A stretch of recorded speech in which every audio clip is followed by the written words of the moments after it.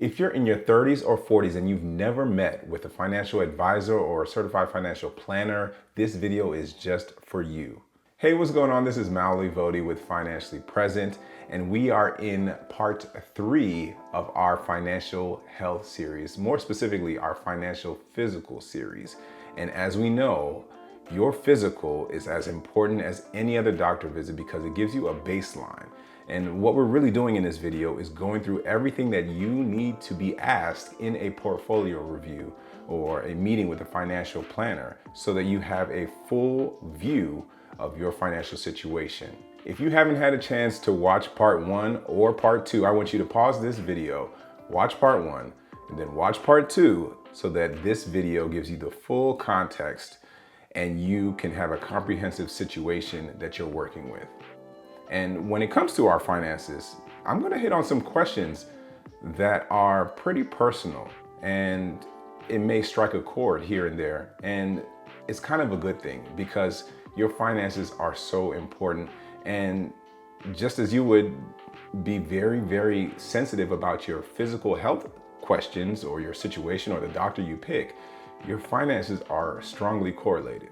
This is why one of the next questions I ask is, how would you rate your investment knowledge? This question is critical because I need to know how fast or slow this conversation is going to go.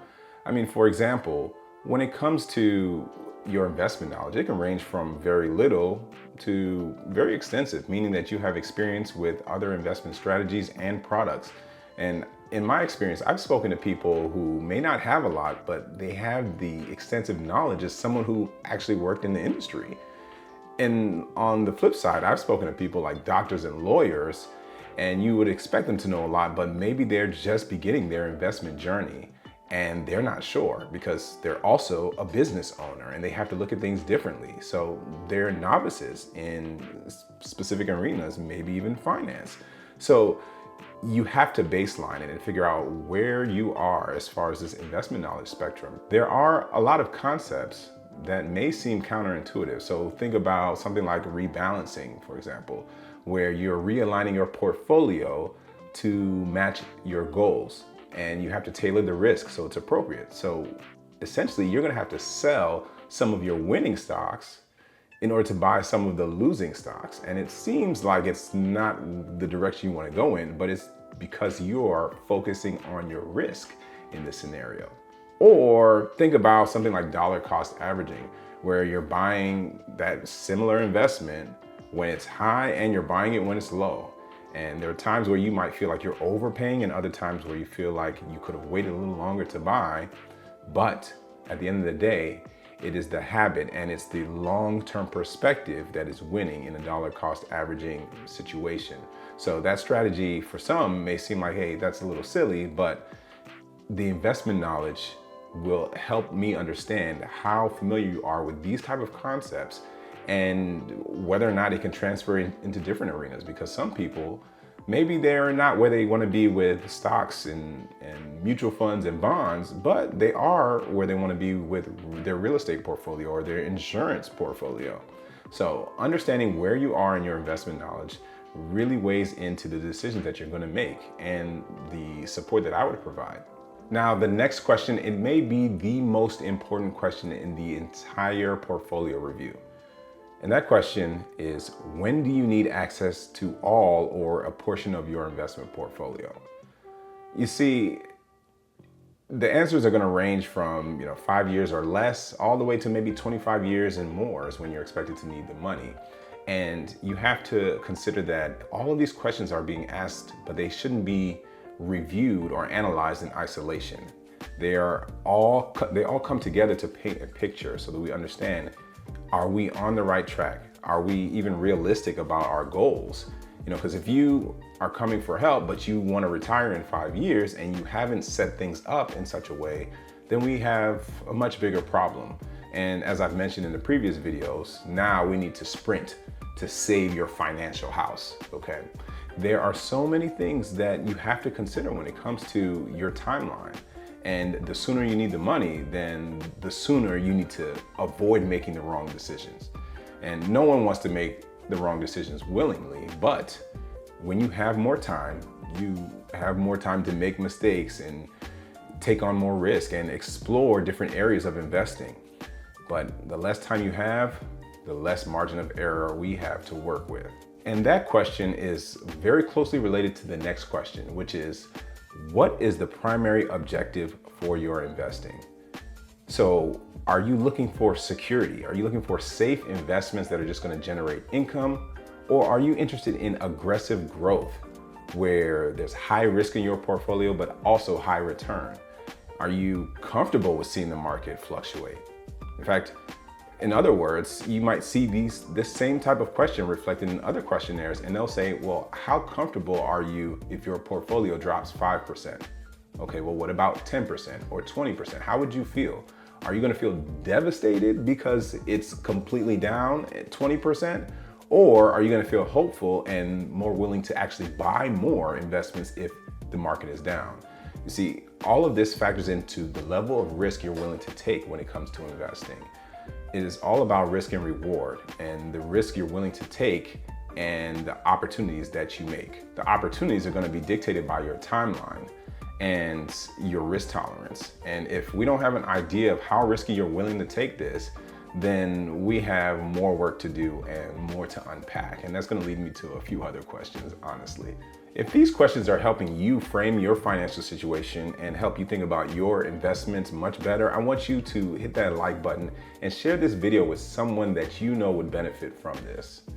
All right, so the next question that we have, what is your gross household income before taxes?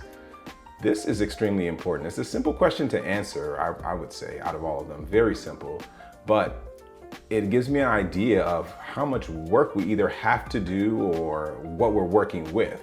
You see, it does twofold. It tells me, one, how much you make can dictate what tax bracket you fall in, right? So then it helps me understand how much that you're going to be putting aside for taxes or having to spend on that. And the second aspect is it lets me know if we have a lot of wiggle room or not in your income to make certain things happen, whether it's reduce debt or to increase investing or take on more risk. And then it actually does three things. It also allows me to know, are you just starting off? Maybe because you switch careers or you're just new at this, or are you maybe in a situation where you're at the peak of your career and there isn't much upward mobility for you unless you change some other aspects or add additional income through other means. Okay, so knowing where you are on the income spectrum plays a big factor in some of the solutions that someone can suggest to you or even just explain to you. So knowing your gross household income is very, very important when having these discussions. And speaking of households, the next question I have to ask you is, what is your marital status?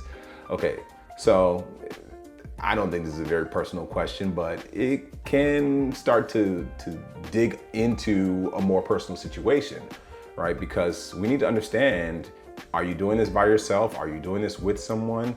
Or are you moving away from someone who you previously were doing this with because you're getting divorced? Or are you already divorced? We need to figure out, is this situation, do we need to talk to one person or we need to talk to multiple? And there is a lot that comes with being single or married in the financial journey. If you're married, they say you generally will make more, right? But you also have more opinions to deal with, more baggage to unpack. There is a lot that comes with, there's two different methodologies with managing money, two different histories of their money mental schema. So at the end of the day, there needs to be a factor of both of those when it comes to married couples.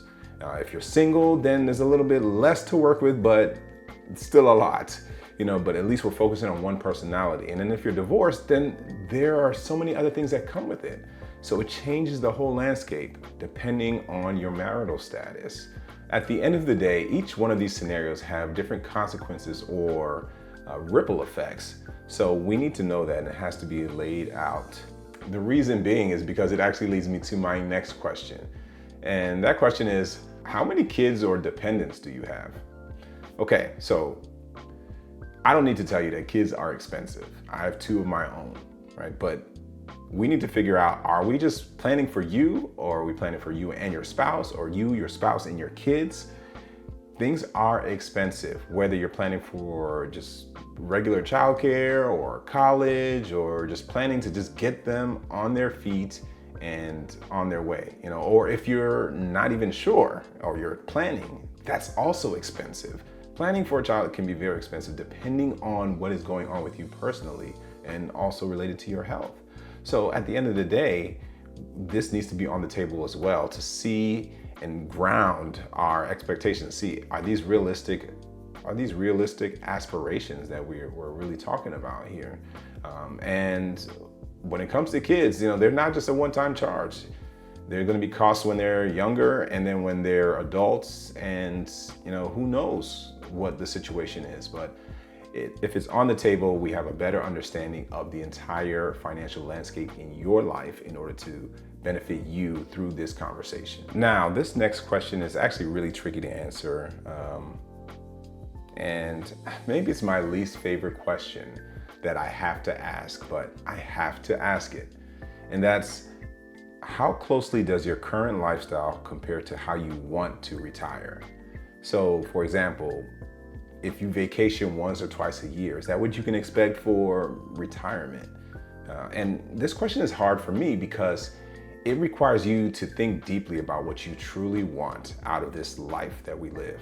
Because I believe that most people are holding on to their jobs because they get the 2 or 3, maybe 4 vacations out of each year, and they're able to do what they want for that short period of time, and they're willing to pay for that with the rest of their time throughout the year. That is a lot of people. If in fact you want to live that same lifestyle in your retirement while you are not working, we need to see if the numbers tell us that we can actually do that. Otherwise, there needs to be some severe changes in order to keep that up.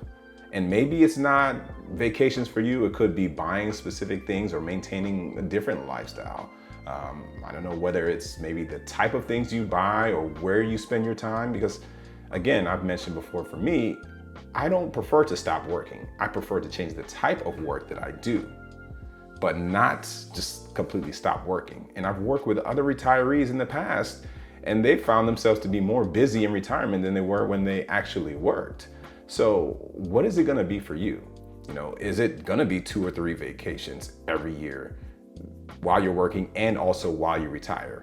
If so, you have to remember that your purchasing power as a retiree is different than if you were working. We know for a fact, as you get older, it is harder to employ you. When you show up for an interview, they're gonna look at you and you can't deny your age. Even if they guess a specific number, you're gonna show it to some extent. And it's not easy to get any job when you're older, okay? So you're limited by your age. And then if you stop working, you're limited by your income, okay? Your ability to earn is already significantly reduced. So it has to rely on what you've already set up to be in that position.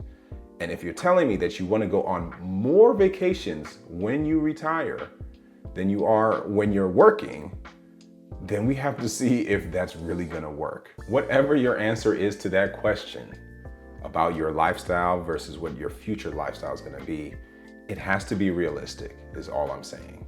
Because we know for a fact, costs are going to go up. Okay, the vacation you're having now is going to cost way more in the future.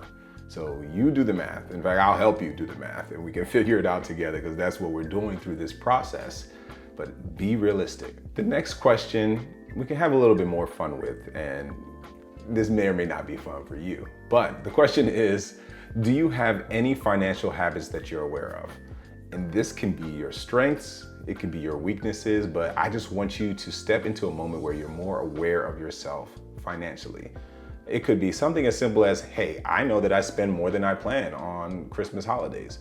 Or I know that I splurge for other people, but then I'm cheap about myself.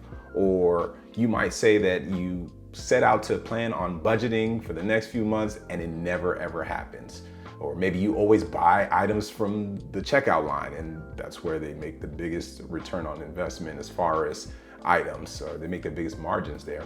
But you have to figure out, what are some of the things that either get you going or put you further away? Are you nervous about investing? Do you feel like you're just not as confident about investing, or do you not want to ever own real estate? Or do you think real estate is the best investment and you need to be convinced about the stock market? Like, what is it about you that you're aware of financially? This is your opportunity to explain that in this question. And again, it's all to help frame and bring better context to this whole financial picture that we're building. And this brings me to my last question. And I know you've been waiting to be done with this series, but trust me, it's really, really important. This last question is probably the most important question because it brings more context to you as a person. And the question is, are there any other details that you would like to share about your financial picture? So anything you want to share with me. This is an open text or open field response.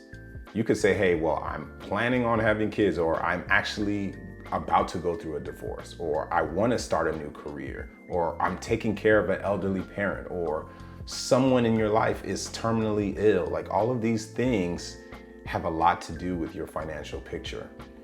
And your financial professional, they need to know this, okay? And without this information, without you sharing it with them, you could be doing yourself a disservice. You might not be getting the best education, support, or resources because you're leaving details out. Some of these questionnaires online, they don't ask you these things. Some of the people you talk to in passing, they're not gonna have these engaging conversations with you. So this is why it's important to speak to a professional who can frame all of this together and help provide a solution or point you in the right direction. So the person you work with on your finances is as important as picking your primary care physician. And it's because these questions literally have everything to do with your life or your death and how you manage through this life. And the next step is for you to answer these questions. If you can't answer them and you can't find a professional that you want to work with that's able to answer them, then you have to take a step back and just make sure you're working with the right people or you're in the right sphere of people. The next step is on you. If you're looking for support or you want to work with me or anyone else, feel free to let me know. But if you're really trying to work with me, I want you to send an email to info@financiallypresent, and just with the subject line of financial physical, we can go ahead and get started. You can tell me your situation and we can go from there. And until next time, stay present.